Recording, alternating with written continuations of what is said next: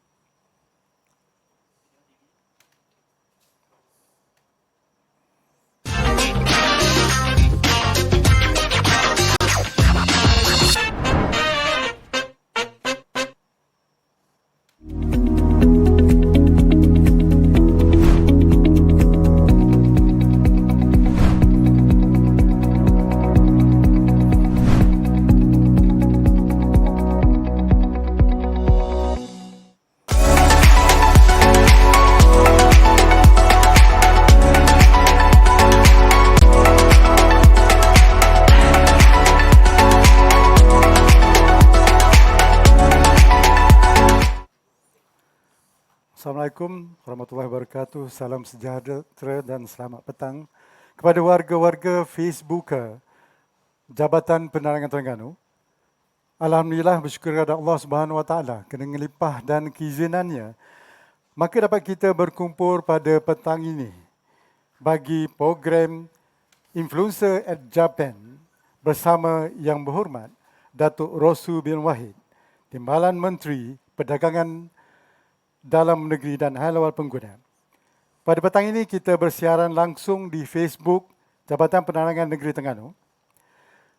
Tanggal 28 Mac 2021, Bicara Santai kali ini bersiaran secara langsung bagi siri ketiga pada tahun 2022.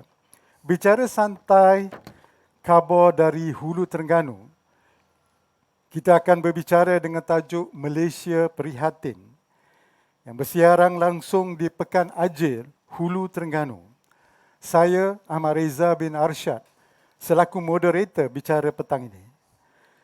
Pada bicara santai, khabar dari Hulu Terengganu ini, antara agendanya pertama pengenalan, segmen pertama soal jawab, kita berehat untuk tayangan video, diikuti dengan segmen kedua juga soal jawab dan penutup.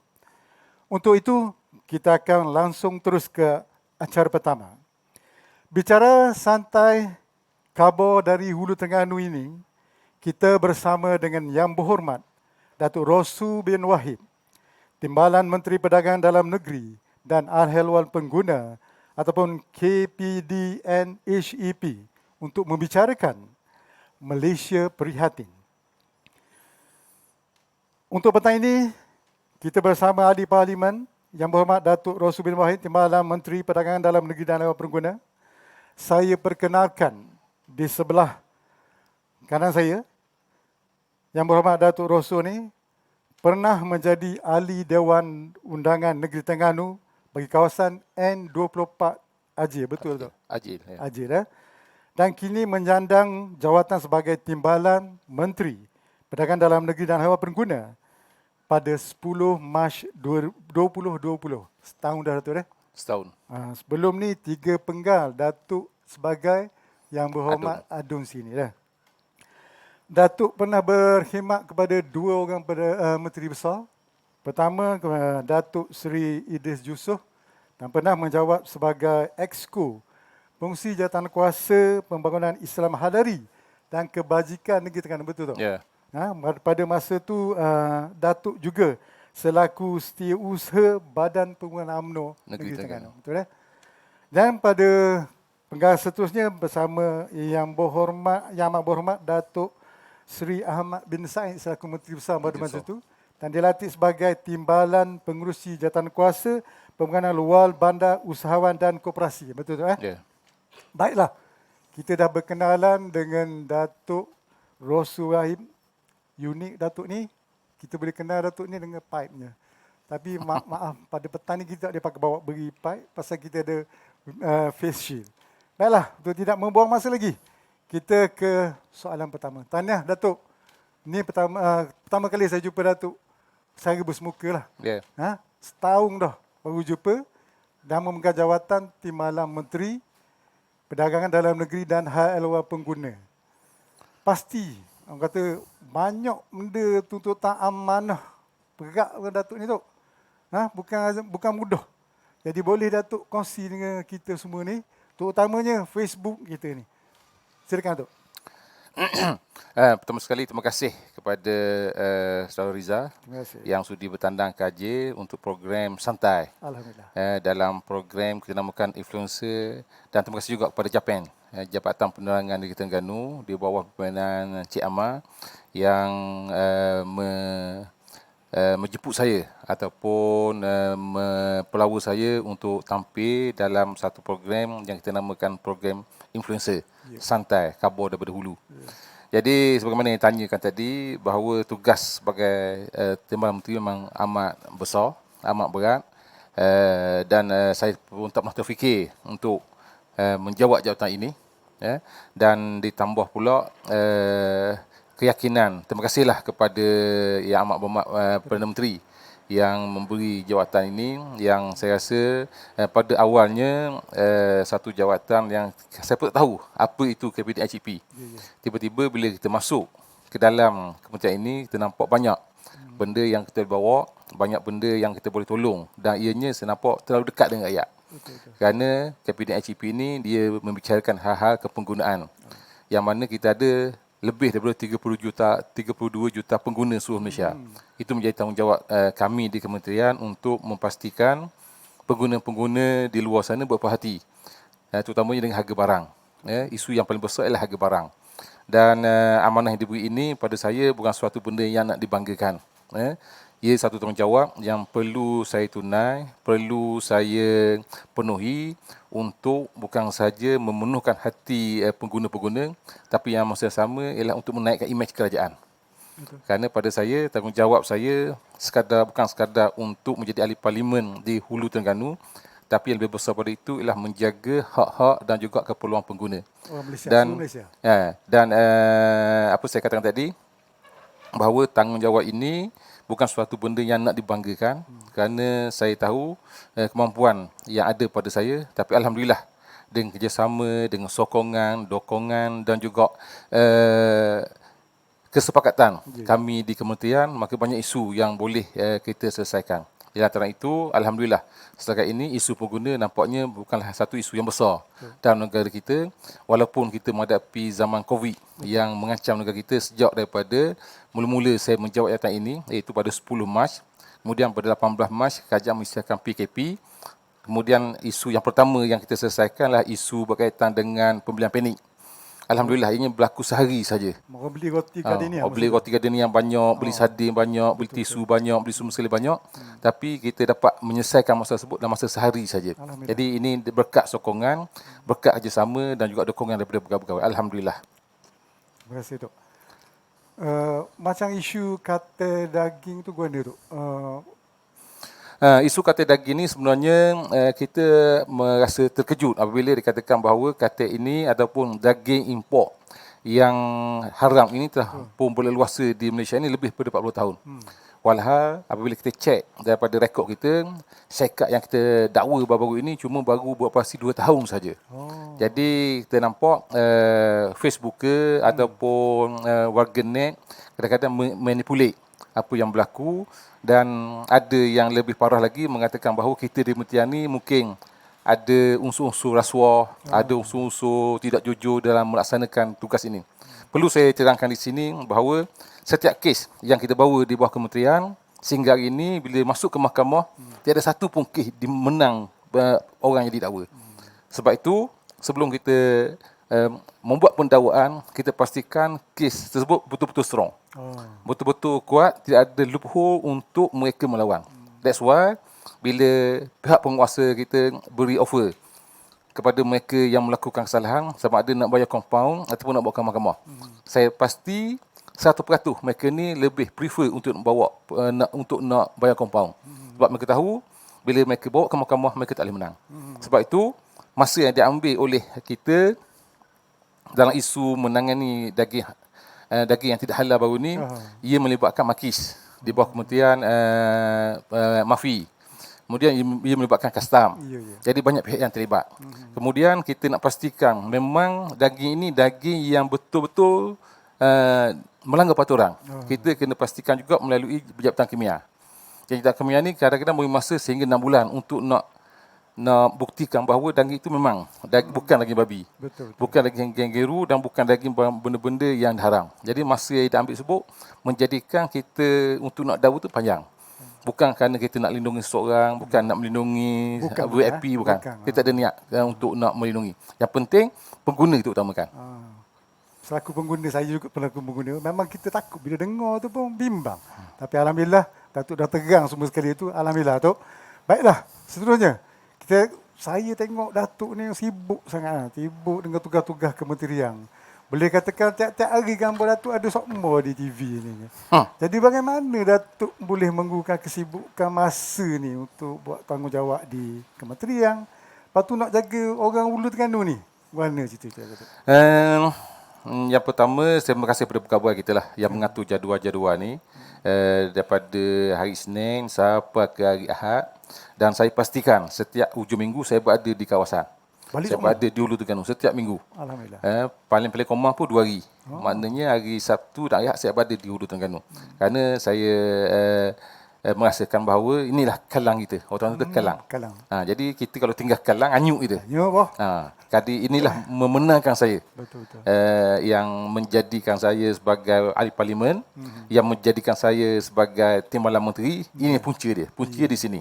Maknanya dasarnya di sini. Jadi saya tak boleh meninggal dasar ini untuk memastikan bahawa apa saja masalah yang dialami oleh rakyat Terengganu saya cuba atasi. Masalah kekurangan komputer, masalah kekurangan rumah, masalah parit tersumbat, masalah jalan yang tidak bertar, kita cuba selesaikan. Dan yang paling banyak saya nampak rakyat Terengganu ni mohon untuk nak mendapatkan rumah. Jadi kita ada cara kita, insya-Allah. Dalam masa terdekat ni saya dah ada perancangan untuk nak buat rumah dalam kadar harga yang lebih murah. Iaitu kita akan tie up dengan badan-badan kerajaan yang saya cakap pasti kita mungkin akan mengadakan MOU dengan ILP di Kampung Badak, kerana ILP dia menawarkan buruh dia, budak-budak dia yang belajar di sana yang praktikal boleh dibawa ke Ulu Terengganu untuk bina rumah PRT ke, untuk bina rumah mampu milik ke dan sebagainya, dengan syarat kita sediakan barang. Jadi di situ saya rasa dapat merendahkan kos sebuah rumah tersebut. Dan saya yakin insya-Allah dengan kerjasama daripada ILP ataupun mungkin Giat Mara ataupun kita ada ABM, saya yakin kita akan dapat menyelesaikan. Tapi saya tak jamin untuk saya 100%. Tapi insya-Allah bagi mereka yang memerlukan, yang ada tanah, kita cuba untuk utamakan dulu mereka golongan-golongan sebegini. Bukan orang Ulu saja, mana seluruh. Setakat ni kita tupu kalang kita dulu. Kalang kita tupu. Maknanya balik 2 kali sekali seminggu. Sekali seminggu. Maknanya balik tu dekat dah lah ni. Rumah Datuk dekat dengan highway je. Dekat dah 3 jam 4 jam sampai lah. 4 jam sampai. Memang dekat ah. Kalau jemaah ada sini dah. Jemaah ada sini, dan saya cuba pergi ke setiap masjid. Maksudnya kita minggu ni kapur ni, minggu depan kapur lain. Dan saya ada kelebihan sikit di mana bila pergi masjid tu ada Tok Imam kata, ya bermak siapa? Ya bermak baca khutbah hari ni. Jadi kita pun boleh jawab baca khutbah sikit. Alhamdulillah. Jadi kita bukan nak gebuk baca khutbah. Tapi kalau dia beri kita baca. Itu sebenarnya. Makna ziarah kematian pun Datuk. Ziarah kematian, menghadiri majlis perkahwinan, tengok orang sakit, orang yang terlantar, banyaklah. Itu aktiviti yang kita buat. Artinya dari pagi sampai malam tu penuh. Mana santai pagi pun ada, petang pun ada. Pagi kita minum air di orang kapung, petang pun minum air kapung. Kemudian in between tu kita ziarah orang sakit, kita pergi jumpa orang tua-tua, pemimpin-pemimpin lama. Kadang-kadang kita ni bila kita dah pemimpin lama, tak ada orang cakna. Orang nak cara. Jadi kadang-kadang mereka ni, mereka pemimpin. Sebab itulah kadang-kadang orang cuma memuji ketika kita ada jawatan. Bila kita tidak ada jawatan, kita kosong, orang tak pandang.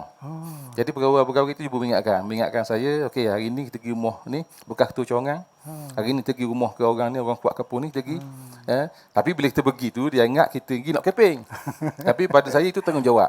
Untuk nak meraihkan, untuk nak beri penghormatan pada orang telah banyak berjasa. Sebab jasa mereka walaupun dok banyak tapi sekurangnya signifikan untuk masyarakat setempat mereka duduk. Mana ziarah kasih ni. Ziarah kasih insya-Allah. Kita kadang-kadang orang lama ni bila kita tinggal ni dia jaga sayu hati Betul, betul tak? Kan? Ya.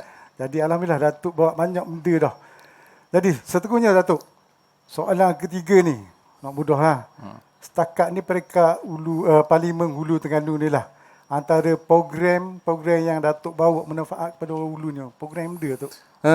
Yang tengah boom sekarang ialah boom, boom, tengah hebat sekarang dan diminta oleh seluruh Malaysia. Ya. Iaitu Prihatin Mat. Prihatin Datuk. Prihatin Mat ini idea timbul apabila kita lihat kita beki apa yang berlaku dulu kurang berjaya. Contohnya Kedah Satu Malaysia. Alhamdulillah. Kedah Tukar, Kedah runcit sebegini. Ya, ya. Jadi kita nampak akhirnya berakhir dengan kegagalan. Maknanya kajian belanja banyak tapi benda tu tak berjaya. Akhirnya Kedah pun tutup, mati dan sebagainya. Jadi kita ubah konsep, kita kata kebetulan kita pula di kementerian ni kita ada minyak subsidi, kita ada gandum subsidi. Ya, jadi kita ada banyak benda-benda hal kepergunaan perancas pembuah kita. Jadi saya rasa kenapa tidak kita tukar konsep.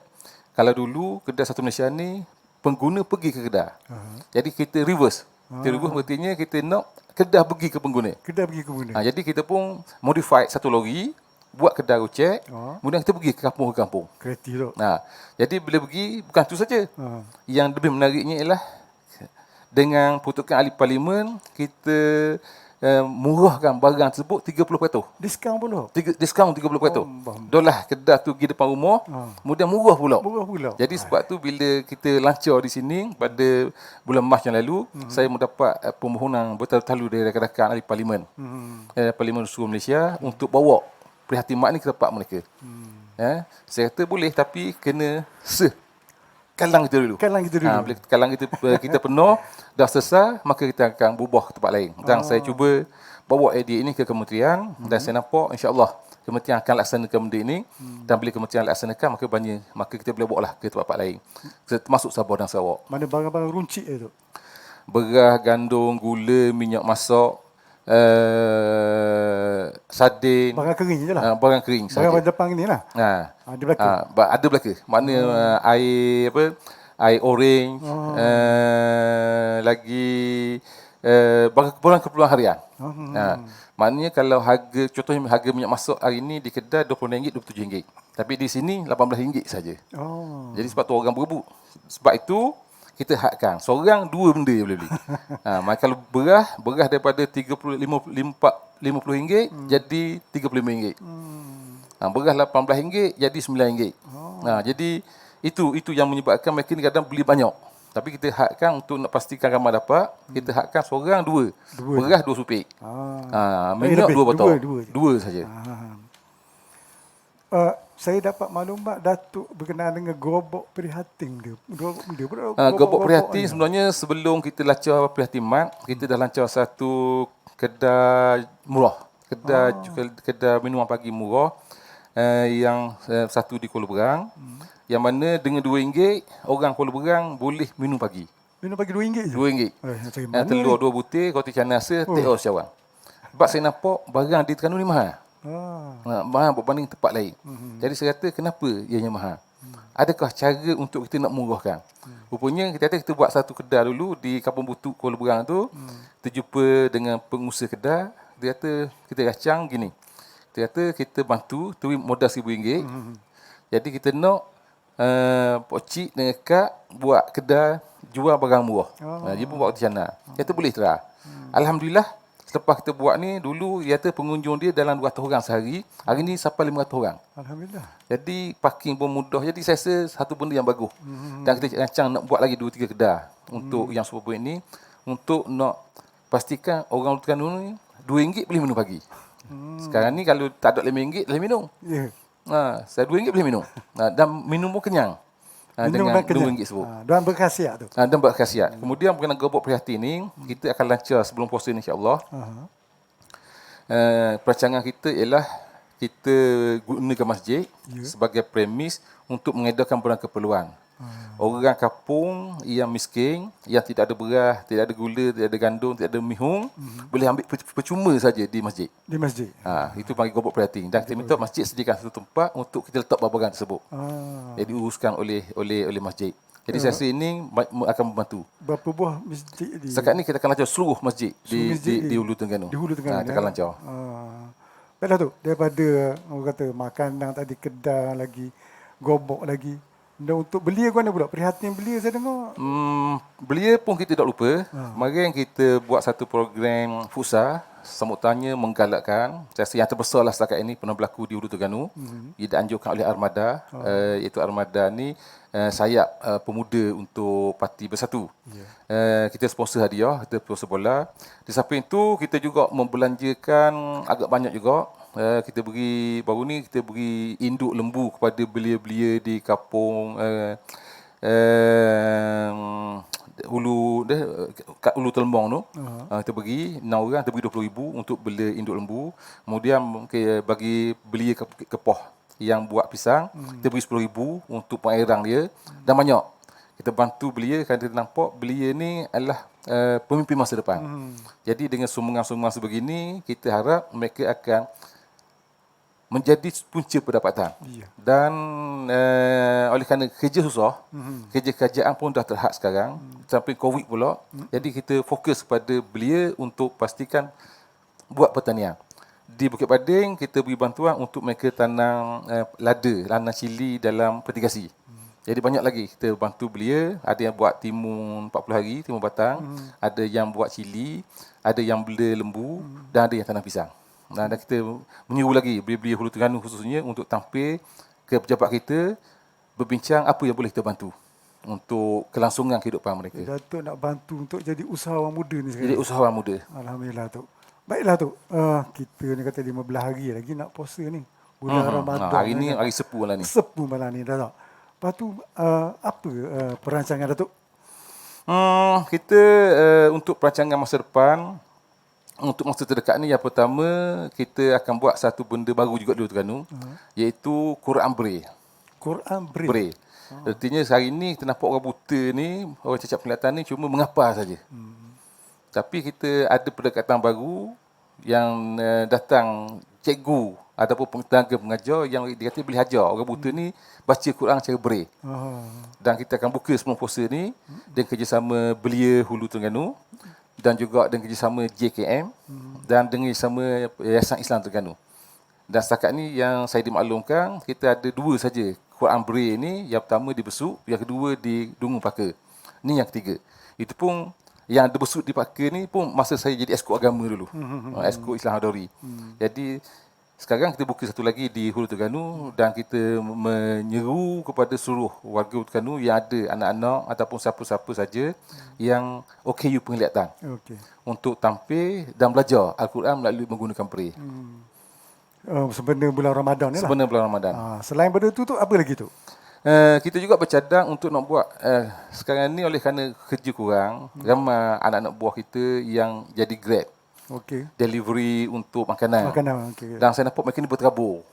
Ada duduk di masjid, ada duduk tepi beranda kedai orang, ada duduk atas wakaf, sementara nak dapat order tu. Jadi saya berbincang berkawan untuk kita buat satu one stop center. Untuk diorang duduk situ boleh refresh, boleh semayang, boleh berehat, ambil angin, dan kita ada internet.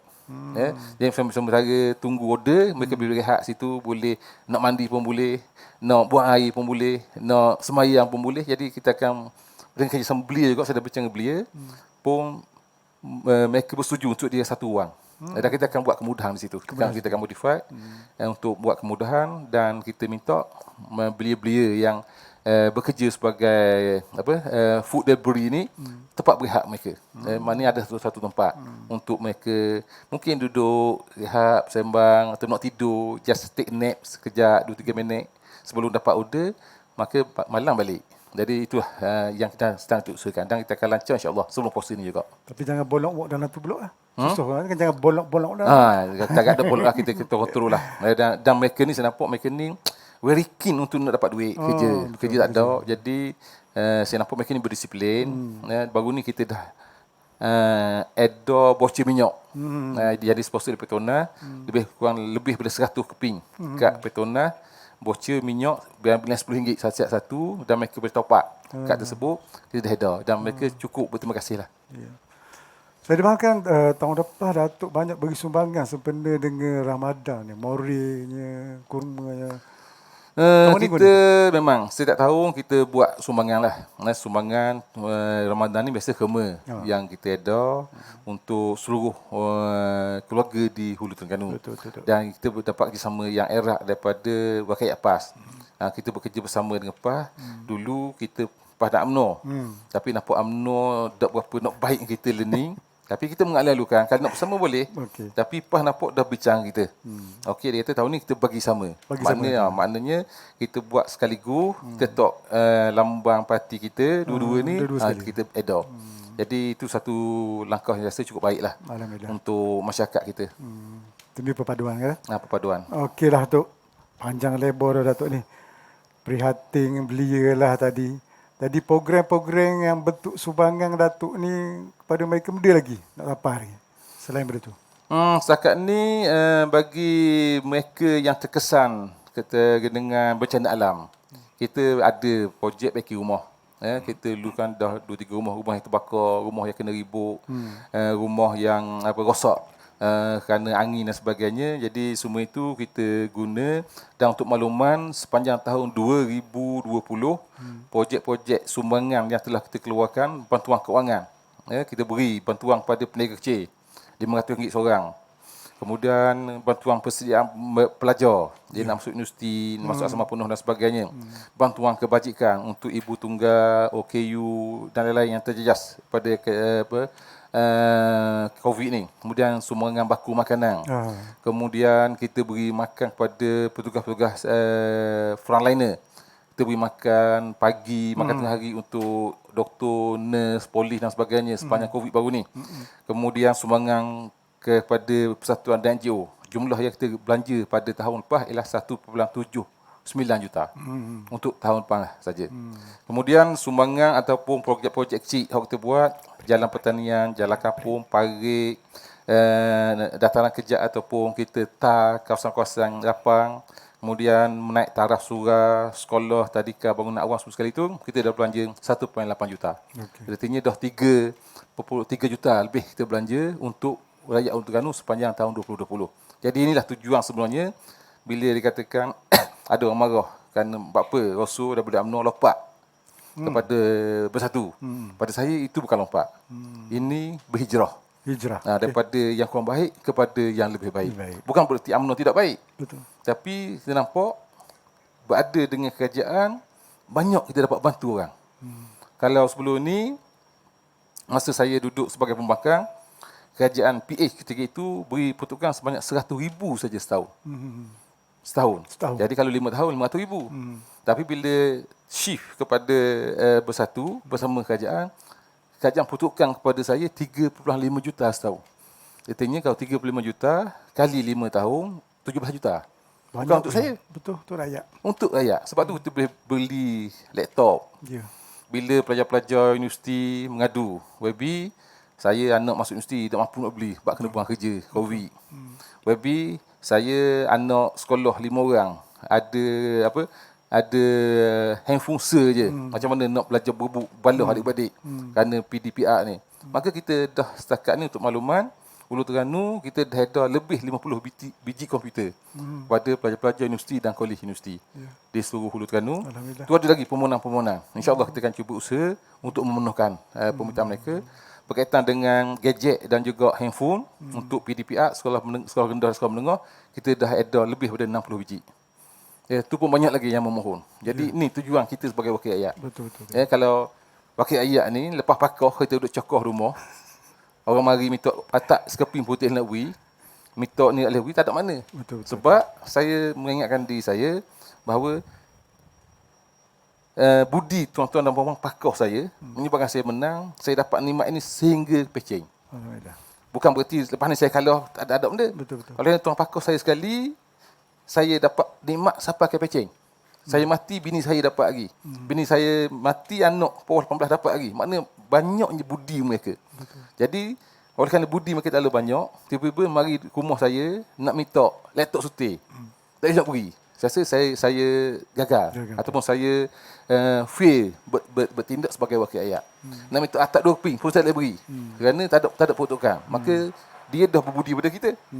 Ya? Dia dah sokong kita. Orang kata orang berbudi kita berbahasa. Orang memberi kita merasa. Jangan orang berbudi kita tak reti bahasa. Itu yang berlaku. Jadi dengan keadaan tersebut saya boleh membantu. Saya nak atak tu beri atak, rumah terbakar tu beri rumah kena ribut tu pergi rumah. Parit sumbak tu beri tukang untuk gali parit. Itulah tugas bagi ayat sebenarnya. Alhamdulillah Datuk, banyak dah bantuan, sumbangan untuk bantu rakyat di Hulu Terengganu ni saya tengok. InsyaAllah. Alhamdulillah. Apa kata kita berehat sebentar Datuk. Kita dah bersiaran lebih pada setengah jam. Untuk itu kita saksikan dulu Datuk iklan proklamasi darurat dan norma baru. Okey. COVID.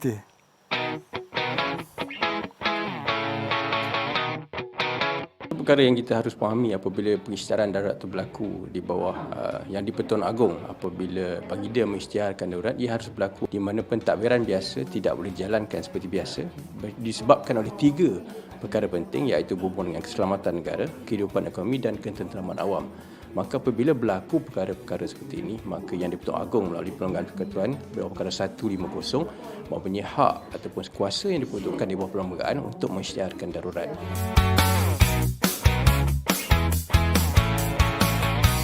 Tunjang utama demokrasi sesebuah negara harus berasaskan pada faktor yang kita sebutkan di bawah pertukan Perlembagaan Persekutuan.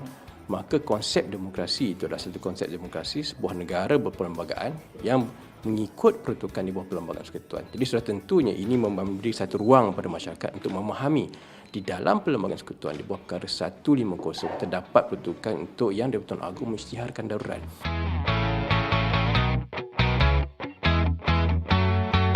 Dalam isu pandemik COVID-19 yang berlaku, kita mentarifan yang kita berlaku dalam faktor keselamatan yang kita panggil sebagai keselamatan kesihatan. Pandemik COVID-19 telah membuka satu ruang di mana satu perkara yang berlaku secara global termasuk dalam negara kita. Jadi apabila pandemik COVID-19 melanggar seluruh dunia termasuk negara Malaysia, kita tertakluk pada satu elemen yang kita panggil sebagai keselamatan kesihatan. Dan keselamatan kesihatan yang diwujudkan disebabkan oleh pandemik COVID-19 ini membuka satu jajaran yang cukup besar. Ia terlibat dalam elemen yang kita panggil sebagai keselamatan ekonomi dan keselamatan politik.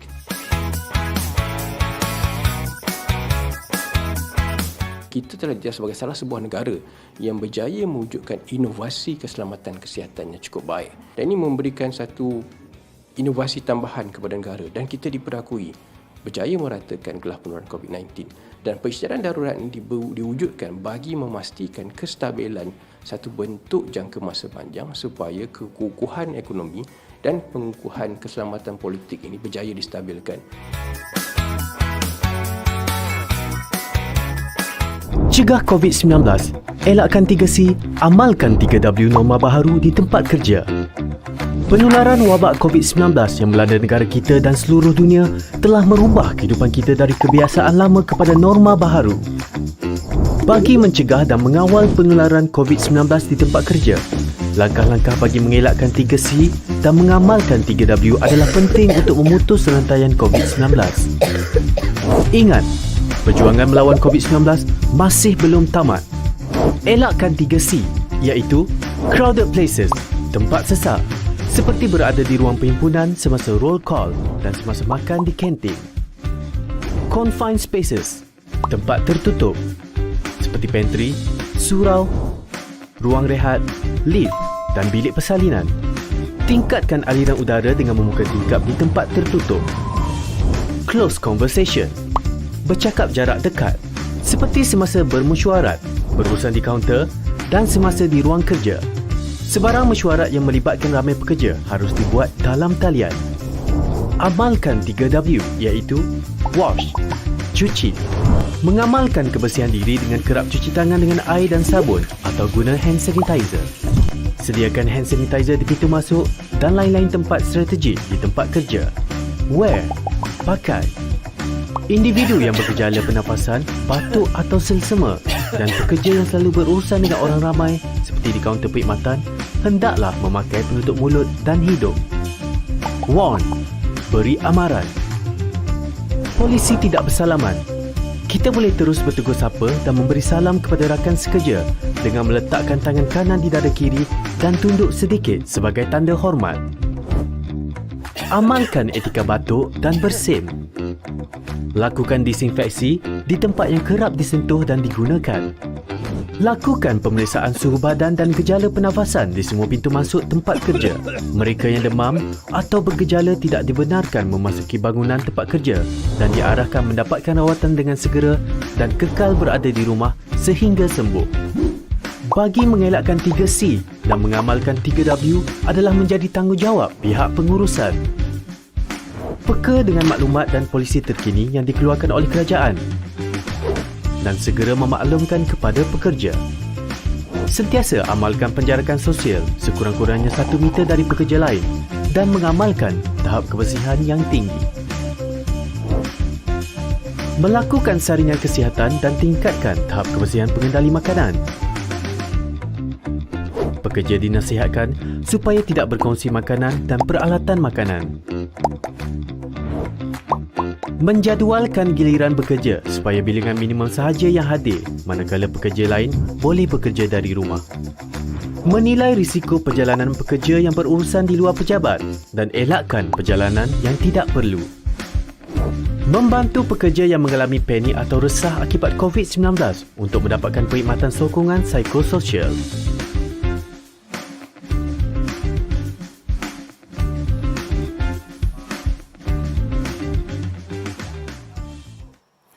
Para penonton dan rakan Facebook yang saya hormati sekalian, demikianlah tadi tayangan video iklan proklamasi darurat dan nomor baru.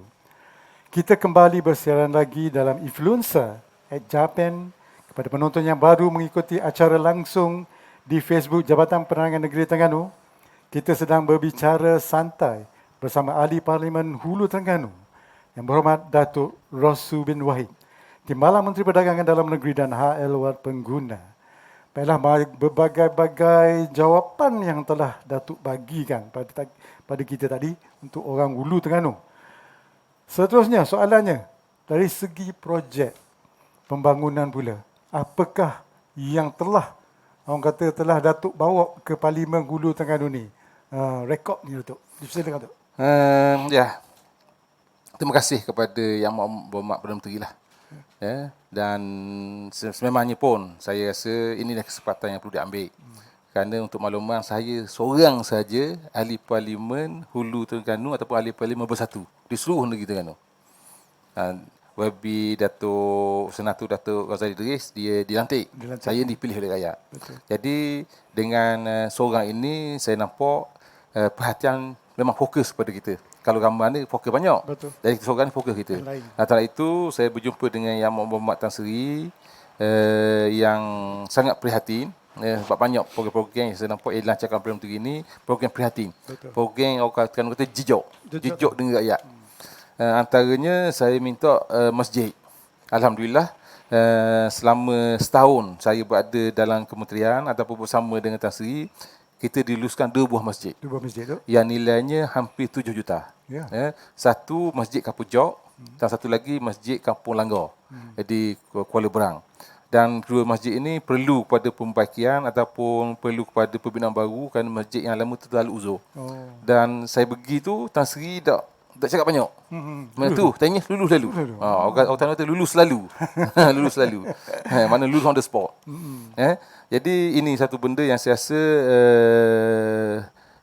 yang menariklah untuk diwawakan. Yang keduanya, minggu lepas kita didatangi oleh Ketua Pengarah AADK yang kebetulan schoolmate saya masa sekolah menengah dulu di Kolej Islam Kelang. Jadi pun lulus satu pejabat baru untuk AADK di AJ ni. Untuk pegawai-pegawai dan mereka yang terlibat ngedadah, ada satu tempat khusus. Sekarang ni mereka sewa kedai. Pejabat dia. Jadi sekarang ni ada pejabat, ada ruang advokasi, ada ruang kaunseling dan maknanya 3 pintu, 2 tingkat. Jadi saya rasa sesuai untuk ADK buat operasi untuk daerah Hulu Terengganu. Dan kemudian kita sedang merancang dan insya-Allah akan berjaya, doa-doa kita, iaitu kita nak buka satu pejabat baru KPD HEP. Untuk sekarang ni kita ada di Besut, kita ada di Kuala Terengganu, kita ada di Kemamang. Okey. Besuk dengan Setiu. Kuala Terengganu, Kuala Negeri, Kuala Terengganu dan Marang. Zon Kemudian utara, zon Zon, kemudian di Kemaman dan Dungung. Jadi kita minta dari bawah kementerian ni, kementerian KPDN saya lah. Dah saya dah berbisik dengan menteri untuk kita buka satu cawangan baru untuk kereta Hulu Terengganu dengan Marang. Jadi pada dasarnya dah bersetuju. Cuma tinggal kita cari peruntukan untuk nak dibawa ke sini. Jadi lantaran itu kita berharap supaya ianya akan menjadi kenyataan. Dan sebenarnya kita sedang berusaha juga untuk nak tarik orang mari ke Hulu Terengganu. Pada saya, Hulu Terengganu ni adalah sesuatu yang special. Kita ada MRSM, kita ada sekolah sains Terengganu, kita ada politeknik, kita ada sekolah vocational. Maknanya sekolah ni biasanya didatangi oleh orang luar. Tapi orang luar mari ke Terengganu, mari ke Hulu Terengganu, daftar anak di MRSM atau daftar anak di politeknik, kemudian tidur di Kuala Terengganu. Saya rasa ini satu benda yang tidak wajar dan membazir. Jadi why not kita buat sesuatu biar mereka tidur di Hulu Terengganu. Buat hotel tu. Buat hotel ke, kalau hotel saja mungkin tidak menarik kalau tidak ada happening. Jadi kena buat satu program yang mereka malam-malam ada aktiviti. Jadi yang saya rancang dan dah diluluskan oleh Majlis Daerah, kita buat day range untuk orang main golf. Mana mari sini, dia daftar anak petang, malang tidur di homestay ke ataupun di hotel di Kuala Berang, malang katok balagah. Satu hotel, dua hotel, esok balik. Dan kita juga merancang untuk nak redevelop Taman Pertanian Sekayu yang luasnya lebih daripada 200 ekar, yang hari ini saya nampak terbiar. Menarik tu. Ni idea yang dibuat oleh arwah Tan Sri Wan Mukhtar. Dia buat taman pertanian tu, tanam pokok durian, tanam pokok semeta, pokok semeta, pokok manggis. Tanam pokok jambu, tanam belimit sebagainya. Masa tu dia rancang pagi musim buah, orang bayar RM20 makan sekenyang-kenyangnya. Tapi bila dia tak ada, benda tu terbiar. Pokok durian pun dah tak jaga, pokok rambut tambah banyak orang mapuh dah. Pokok manggis pun dah tinggal rating dah. Jadi saya bincang dengan pengarah pertanian, Haji Zul, kenapa tidak kita tukar taman tersebut, kita buat padang golf. Orang kata Rasul Megoh saja. Tapi ini saya buat satu cara untuk nak tarik orang ke sini. Mana orang mari sini bila ada padang golf dan konsep yang saya kata konsep menarik pelancong. Bukan pada golf saja, kita buat taman bunga, kita buat air terjun, kita buat kolam renang, kolam mandi untuk budak-budak. Lekat Jadi maknanya ayah main golf, mak kaum ibu boleh pergi ke taman orkid, pergi ke taman rama-rama dan sebagainya, anak main kolam. Maknanya lepas ayah main golf boleh balik. Saya kata ini satu perancangan kita untuk nak jadikan Kuala Berang sebagai satu destinasi pelancong. Sebab bila orang ramai mari, jual apa pun akan laku. Betul. Sekarang ni tak ada orang nak jual produk aku. Jadi itu yang saya merancang. Dan kita juga merancang untuk buka drive-thru untuk McDonald. Drive-thru McDonald dan perancangan dengan Majlis Daerah. Dan nampak Majlis Daerah dah bersetuju, tapi cuma saya tapak saja yang sesuai. Sebab saya nampak di Kota Terengganu tu drive-thru sampai setengah kilo dia orang berbaris untuk nak drive-thru. Sebab orang hari ni tak minat kau Kedah. Kalau boleh kereta masuk Kedah. Kalau boleh. Tapi menarik tu. Jadi itu orang ni dah malas dah nak jalan kaki, nak pakai motor je tak ada dah. Kalau boleh ulu BT ambil barang. Dia takut jumpa orang tu. Covid ni. Yang pertama mungkin takut jumpa orang. Yang kedua kita ni dah makin selesa. Kau boleh nak duduk aircon 24 jam. Tak rasa panas sikit pun. Betul. Itu keadaan kita hari ni. Pada tu nak ubah bangunan guna sama lah maknanya tu. Drive-thru ni ke guna tu? Bangunan sama tu kita bohong kerana saya nampak di daerah-daerah lain ada bangunan sama. Satu tempat yang mengandungi di dalam tu pejabat kerajaan. Hari ini pejabat kerajaan berkata, pejabat penerangan duduk sini, pejabat pendaftaran duduk sini, pejabat veterina duduk sini, mahkamah syariah duduk lain. Jadi orang kampung Terengganu ni nak mari ke Kuala Berang ni yang susah. Kadang-kadang jual ayam, jual itik nak tambah bank. Bah tak ada. Jual tambah bank, tambah kereta payback untuk mari ke Kuala Berang. Jadi mari nak pergi ke tempat-tempat tu jauh. Jadi saya mencadangkan supaya dibuat satu bangunan guna sama. Tapak dah ada. Jadi kita cadang supaya di situ ada pejabat pendaftaran, pejabat penerangan, mahkamah syariah, pejabat veterina, pejabat petang, semua sekali ada. Maknanya pergi situ, pergi setempat tu selesai banyak masalah. One stop center. One stop center. Itu perancangan kita. Tapi saya dah bincang dengan Perdana Menteri kata ini kosnya terlalu tinggi, dalam hampir 100 juta. Jadi kita kena tengok kajian daripada mampu. Jadi sekarang ni tengah dalam kajian mampu, sama ada kalau mampu setuju, mungkin benda ni akan menjadi realiti di Kuala Lumpur. Masih dalam kajian tu. Ya. Oh, saya pergi ke Tasik Kenyir. Memang menarik tu. Tapi masalahnya tu, Allah, telekomunikasi. Nak boleh lain payah tu. Ada tu rancang nak buat benda-benda ni. Ya, kita sedar. Dan saya pun banyak aduan yang kita terima melalui Facebook, WhatsApp saya pun ada, direct telefon saya pun ada. Terutamanya bagi anak-anak yang belajar di universiti, yang baru ni terpaksa belajar menggunakan online. Jadi mengadu pada saya, YB tolong YB, kampung saya ni line slow sangat. Ada seorang tu khabar, YB, anak saya free satu kertas. Jadi ni satu benda yang rasa tak patutlah. Dia free tu kerana masalah lain. fasiliti. Betul. Bukan masalah dia. Jadi saya dah berbincang dengan Menteri Datuk Seri Saifuddin Abdullah, Menteri SKMN ni, untuk nak perbanyakkan lagi menara-menara ni. Menara-menara di Ulu Terengganu, untuk rakyat Ulu Terengganu ni mendapat kemudahan. Kemudahan internet, kemudahan wifi, walaupun mereka berada di mana. Jadi mana saja mereka berada, kemudahan ini akan dapat mereka nikmati. Jadi saya nampak kita dah lancar 2 baru ni. Satu di Kampung Macang, satu di Kuala Berang, menara telekomunikasi. Dan ada 2-3 lagi. Di Betong akan dibina satu lagi, kemudian di sebelah Tangguk akan dibina satu lagi, untuk nak cover kawasan-kawasan yang berlaku black spot ni, kawasan-kawasan yang tak dapat nak akses internet ni. Sebab saya nampak internet hari ni adalah suatu keperluan. Betul, bukan suatu benda yang luxury, bukan luxury, itu necessary. Ya. Betul tu. Selain daripada tu tu, bagaimana pula dengan projek-projek kecil tu yang Datuk boleh bantu orang kata kontraktor kecil kita ni? Projek-projek kecil ni kita di bawah JPP, kita ada pembinaan jalan pertanian, jalan kasyiran, kemudian jalan-jalan yang masih belum berturak. Satu benda yang saya rasa cukup signifikan dan cukup menyentuh hati saya bila saya pergi ke kampung Teluk Menara. Teluk Menara Mane adalah kawasan Hulu Terengganu, tapi di dalam daerah Kuala Terengganu. Dia kata ada satu jalan yang dia pohon 50 tahun. 50 tahun dia. Saya pun terkejut. Saya kata, sini kawasan ni penuh dia dah exco dulu masa PAS dulu. Saya kata, macam mana boleh selesai benda ni? Jadi saya bawa jalan sebut lebih kurang dalam 2 km. Saya pergi, kemudian kata, okey, itu dulu. Dalam masa seminggu kita buat, dah hari ni dah siap. Mungkin tahun ni insya-Allah kita tar balik. Jadi ini satu benda yang saya rasa cukup menyentuh masyarakat di Teluk Menara, yang mana permohonan mereka sejak 20 tahun dulu telah menjadi kenyataan. Jadi ini yang kita rasa terpanggil untuk membantu mereka, kerana saya nampak jalan ini cukup penting untuk masyarakat di Teluk Menara dan masyarakat sekitarnya, untuk nak berkomunikasi, memudahkan pergerakan mereka di dalam kampung mereka. Siapa ada jalan Datuk, rumah ada tak? Rumah dia dah bina setakat ni, seingat saya dah 5 buah, termasuk yang terbakar dan juga yang terkena ribut. Kemudian kita beki untuk mereka yang atap bocor, untuk mereka yang dapur. Sebab ada lagi rumah mereka, dinding mereka yang saya temui ditepek, otong tepek, ditampal dengan banner.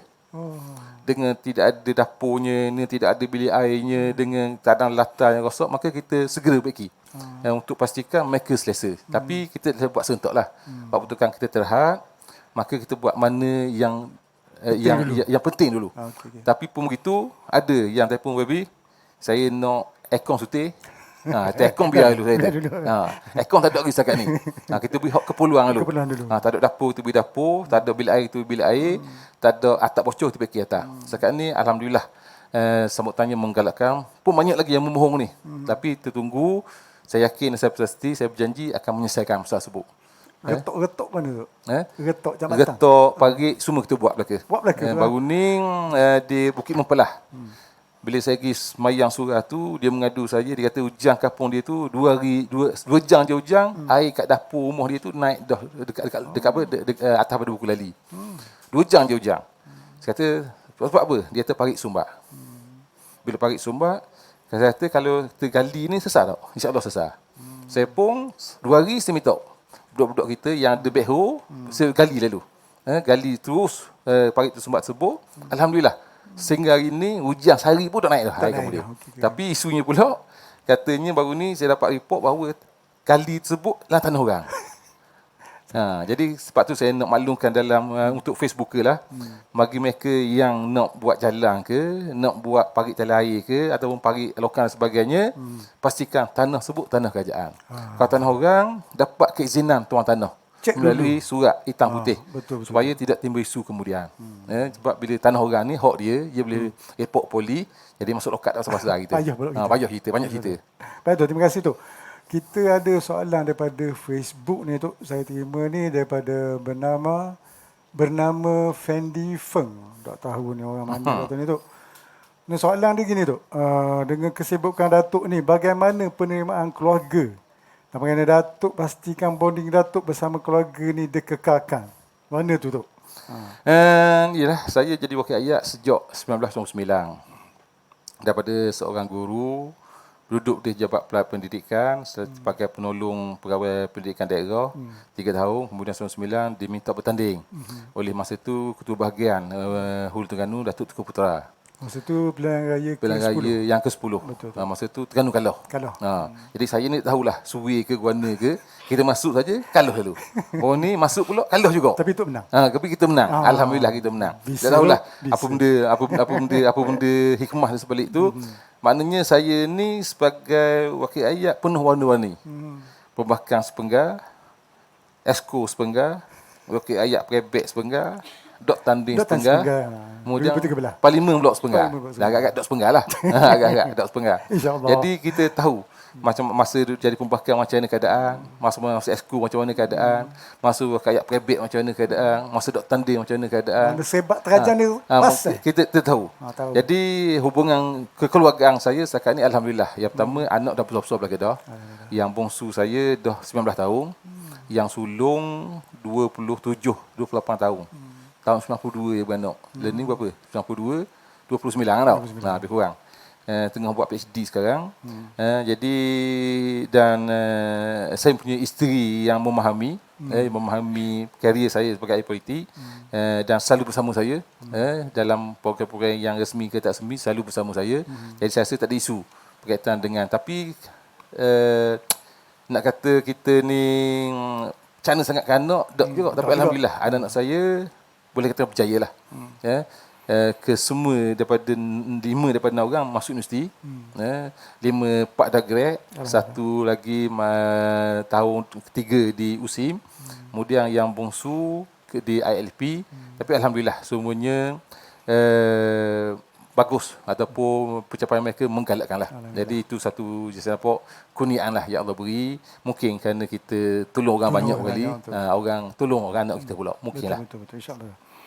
Banyak telah kita kongsi oleh Datuk kepada para penuntut sekalian, terutama kepada rakan FB di luar sana, dan sebelum kita akhir bicara santai kita daripada Hulu Terengganu ini, soalan terakhir saya ni tu berkenaan dengan apa harapan Datuk untuk Parlimen Hulu Terengganu ni?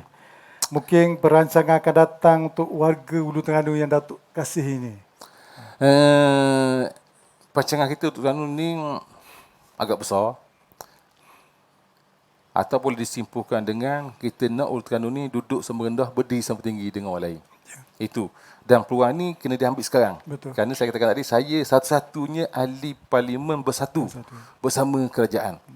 Jangan kalau tak ambil kesempatan ni saya rasa satu suasana yang rugi. Yang rugi. Dan sebab tu saya menyeru kepada seluruh warga Hulu Terengganu, belia khususnya yang akan menjadi pemimpin masa depan, supaya ambil kesempatan ini. Ambil peluang ini untuk maju, bersaing dan juga setanding dengan mereka yang berada di luar sana.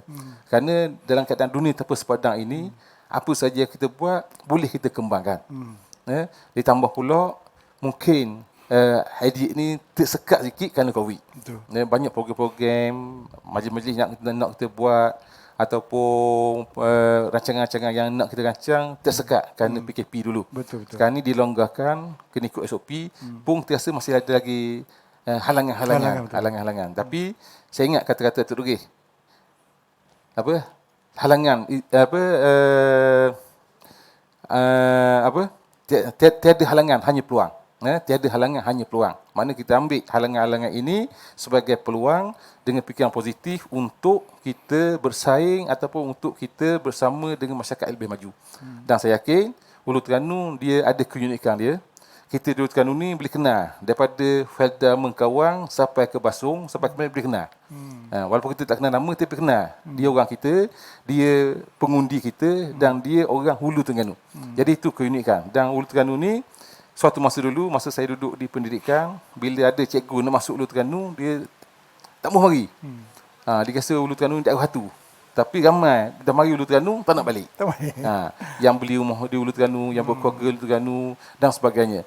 Ramai kawan-kawan saya daripada Johor, daripada Perak, daripada Melaka menjadi warga Ulu Terengganu. Saya tanya sebab apa? Dia kata sedap duduk sini. Sebab apa sedap? Dia kata pergi pasar duduk was-was. Kalau tempat dia tu dia ada daging khinzir, ada daging lembu, ada daging kambing satu pasar. Tapi di Ulu Terengganu ni tak ada. Satu, yang kedua sini base orang Melayu. Mana 100% untuk makluman, pengundi saya di Ulu Terengganu ni tak sampai 200 orang pun orang Cina. Dan satu orang saja orang India. Seluruh Ulu Terengganu 72,000 pengundi. Jadi ini keunikan kita. Jadi kita bina atas keunikan tersebut dengan aset yang kita ada pelancongan Tasik Kenyir, kita ada air terjun Sekayu, kita ada air terjun Bulkor Bukit, kita ada jagung di Gaung. Jadi benda ni saya yakin dapat menarik ataupun dapat diperkembangkan lagi untuk pastikan Ulu Terengganu akan duduk sama rendah, berdiri sama tinggi daerah lain. Itu harapan saya, insya-Allah. Terima kasih, Dok. Kita ada satu lagi mana soalan di Facebook ni. Ni daripada Zaina Asrul. Dia kata Kuala Telemong nak mesin ATM. Boleh hejah tak, Datuk? Mesin ATM. Okey. Okey. Ini penggunaan pertama saya masa saya mula-mula menang wakil ayat. Orang mana no ATM, orang AJ no ATM. Sebab dia AJ dan di mana tak ada ATM. Jadi saya berjumpa dengan pegawai bank ataupun pengusaha bank untuk melihat. Dan saya bawa perkara ini ke Parlimen. Alhamdulillah, mana dah ada, AJ pun dah ada. AJ pun dah ada di Sabah Sun dan juga di di 7-Eleven. Di Kuala Lumpur lama dah ada. Cuma di Kuala Telemong ni insya-Allah kita akan bawa isu ini kepada pihak yang berwajib. Cuma bila nak ATM ni dia nak tempat yang teguh.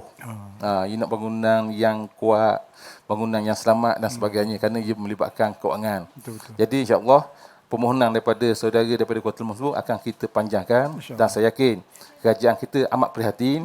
Kerajaan kita mendengar denyut nadi rakyat, apa masalah rakyat kita cuba entertain. Cuma lambat dan cepat sahaja. Mana dapat akan dapat. Cuma orang tu lambat dengan banyak. Kalau cepat dapat tapi sabar. As-sabru minal iman. Sabar itu sebagai iman. Insya-Allah kita akan panjangkan dan doalah sama-sama agar ianya menjadi kenyataan. Insya-Allah. Baiklah, sebagai rakyat Malaysia, kita memerlukan tanggungjawab sosial yang kuat dan pematuhan untuk meratakan lekukan COVID-19 ini lagi. Program imunisasi COVID-19 kebangsaan yang melibatkan masa depan rakyat dan negara kita. Pemberian suntikan vaksin yang sedang giat dijalankan di negara kita, bukan sahaja negara kita, di seluruh dunia pun. Maknanya ini merupakan kaedah yang terbaik untuk usaha untuk mengawal penularan COVID-19 ni. Pada masa inilah, apa pesanan Datuk yang terakhir untuk vaksin ni? COVID-19 ni satu penyakit yang tak pernah berlaku. Saya umur 50 tahun ni pertama kali kita dapati satu penyakit yang ditakuti oleh semua orang. Betul. Tak kira budak-budak, orang tua, orang puan, lelaki, sama saya takut. Dan pertama sekali dalam sejarah, bahawa untuk makluman, perniagaan yang tak pernah ditutup. Walaupun apa yang berlaku ialah kasino. Tapi dengan marinya COVID, kasino pun tutup. Habis. Bukan kasino tutup, Mekah pun tutup. Tak boleh semayang ke? Semua. Masjid tutup, Mekah tutup, Madinah tutup, kasino tutup, tempat karaoke tutup, semua tutup. Seluruh dunia. Jadi ini satu benda baru. Norma baru ataupun keadaan baru yang kita terpaksa hadapi. Terpaksa kita hadapi. Dia oleh pandang remeh benda tersebut. Cuma apa yang agak ralat lah kita di Terengganu. Saya dapati ataupun maklumat yang saya terima bahawa rakyat Terengganu paling kurang berdaftar untuk suntikan COVID-19 ni. Saya cakap dengan kawan sebab apa? adakah mereka ni anti vaksin? Dok kata. Dah. Dia kata mungkin takut jarum kali. Mungkin, tapi kena buat kajian. Kenapa takut? Kenapa tak embuh? Tak nak daftar COVID ni? Ada katakan ada chip lah. Tidak musabah ada chip. Jadi ni benda-benda yang menghatui kita. Jadi sebab tu saya menyerulah. Pak saya dah ambil 2 jab, tak ada masalah pun. Tak rasa benda-benda. Setakat ni alhamdulillah. Walaupun ada setengahnya ambil 2 jab tu demam dan sebagainya, tapi alhamdulillah. Saya dah ambil Panadol, dah ambil benda, lepas ambil jab tu boleh buat aktiviti macam biasa. Boleh pergi ziarah orang, jumpa orang, tujuh orang, tak ada masalah. Jadi kita menyeru pada seluruh warga negeri Terengganu supaya mendaftarlah dengan saluran yang dibuat oleh kerajaan, sama ada Majlis Sejahtera ke, laporan melalui hotline ke, pergi ke klinik secara manual ke, apa saja cara, yang penting daftar. Betul. Dan ada yang beritahu saya, dia orang ingat ke bila install saja Majlis Sejahtera tu automatik daftar. Ingat gitu. Mungkin mereka salah faham. Jadi bagi mereka yang dah install Majlis Sejahtera dalam handphone masing-masing, daftar dalam tu. Dia kena daftar, kena isi borang dalam tu. Bukan saja daftar Majlis Sejahtera, pergi klik Sejahtera boleh tak. Jadi mungkin awak tak faham gitu. Betul. Jadi penerangan demi penerangan perlu diberi lagi kepada masyarakat Ulu Terengganu. Dan saya menyeru juga kepada kerajaan negeri supaya mengambil inisiatif yang lebih agresif, seperti memberi token ataupun memberi insentif bagi mereka yang daftar, beri peng sebatang contoh, atau beri anak patung seekor contoh, ataupun beri apa-apa sajalah untuk menarik mereka supaya berdaftar dan menjadi mereka yang menyahut seruan kerajaan. Kerana kerajaan buat ini bukan untuk kerajaan, untuk diri kita. Sebab tu konsep kita jaga kita. Bila kita injek, kita jaga kita. Dan bila terkena penyakit ini, ianya sukar. Dan ianya suatu benda yang dikatakan, ya contohnya, satu keluarga kena. Polis mari, ambulan mari, kesihatan mari, jadi orang agak skeptikal pada keluarga tersebut. Betul. Jadi ini yang orang takut. Macam sesama, macam biasa, orang tak takut. Sebab ia tanggung di seorang. Tapi kita berkait dengan orang.